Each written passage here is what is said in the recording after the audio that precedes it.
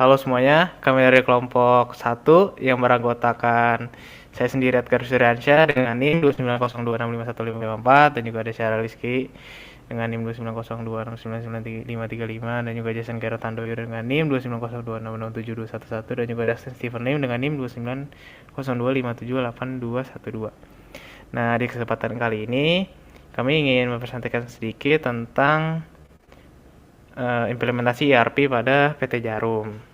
Nah, jadi kita harus bahas dulu nih dalam bisnis modern.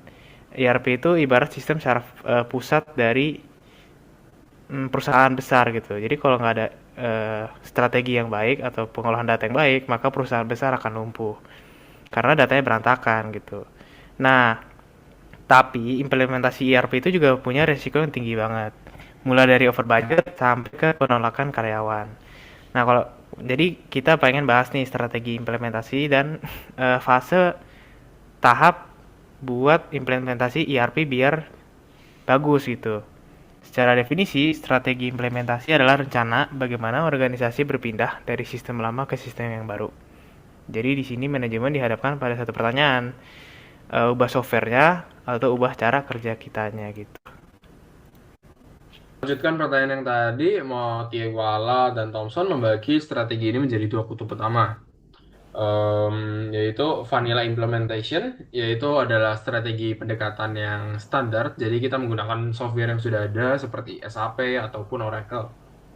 Kelebihannya sendiri dengan begini tuh kita jadi lebih cepat dan upgrade-nya pun mudah. Tapi ya kita juga harus mengubah proses bisnis perusahaan agar cocok dengan sistem yang kita pakai. Dan juga ada yang modified atau orang biasa ada yang memanggilnya coklat implementation, ya karena itu ya kebalikan dari vanilla implementation. Kita sendiri memodifikasi software yang agar pas dengan kebiasaan perusahaan. Ini fleksibel tapi dengan adanya kekurangan, yaitu biaya mahal, resikonya tinggi, dan apalagi beresiko tinggi juga saat maintenance nanti. Tapi apapun strateginya, keberhasilan ERP sendiri ditopang oleh tiga komponen utama. Ya, yang bisa kita sebut yaitu people, process, and technology. Teknologi sendiri tuh juga bukan software doang, tapi juga hardware seperti server yang kini trennya menggunakan virtualisasi untuk efisiensi. Yang kedua ada people. People sendiri terdiri dari tim IT, project manager, and end users.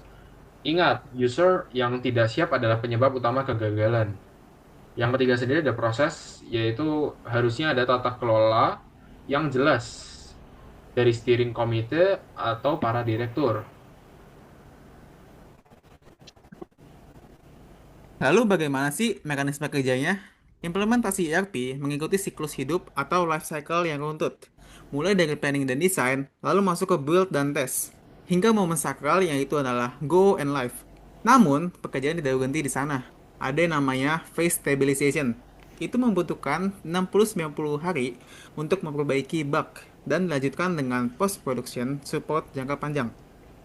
Nah, mari kita lihat nih di dunia nyata melalui studi kasus PT Jarum. Tadi, nah, sebelum implementasi ERP, Jarum mengalami masalah circulate information. Data stok cengkeh di gudang dan data keuangan di pusat seringkali tidak sinkron karena pencatatan yang manual. Akibatnya, fatal banget tuh. Proses closing buku bulanan bisa memakan waktu hingga 10 hari, yang membuat keputusan bisnis menjadi sangat lambat.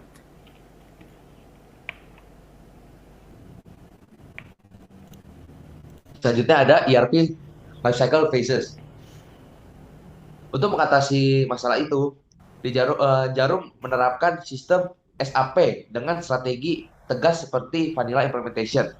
Mereka memaksa proses bisnis internal berubah menjadi standar global SAP demi memudahkan maintenance. Hasilnya itu sangat signifikan dan dapat terlihat. Contohnya seperti efisiensi meningkat sebesar 20-30%. Proses closing keuangan yang tadinya memerlukan 10 hari, sekarang selesai dalam 3 sampai 4 hari. Visibilitas stok menjadi real time juga. Oke. Selanjutnya ada critical evaluation. sukses, gaps, and recommendation. Key sukses ada 3 keberhasilan utama. Ada kemandirian IT, yaitu mempunyai tim internal yang kuat, operasional, tidak tergantung pada hanya vendor. Yang kedua ada integrasi total. Contohnya seperti rantai pasok.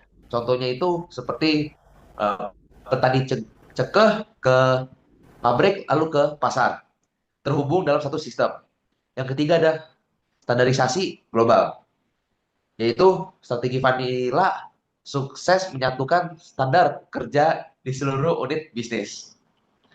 Next, ada critical gaps, yaitu ada 3 area perbaikan. Yang pertama ada gap skill digital, kesenjangan kompetensi antara staff pusat dan juga gudang. Yang kedua ada beban reporting, permintaan customer report dari manajemen sangat tinggi, membebani tim IT yang ada. Untuk ketiga, akurasi stok. Isu penyusutan beban bahan baku tembakau sulit dilacak 100% secara akurat oleh sistem yang kaku. Strategic recommendation. Yang pertama ada simplifikasi UI. Menggunakan aplikasi mobile yang simple. Contohnya seperti SAP Fiori. Khususnya user lapangan dapat dipermudah agar input datanya lebih efisien. Lalu ada analitik prediktif. Ubah fokus dari sekedar mencatat transaksi menjadi sebuah prediksi tren menggunakan data-data historik. Baik, next slide. Baik, sekian dari presentasi dari kelompok kami. Terima kasih. Terima kasih.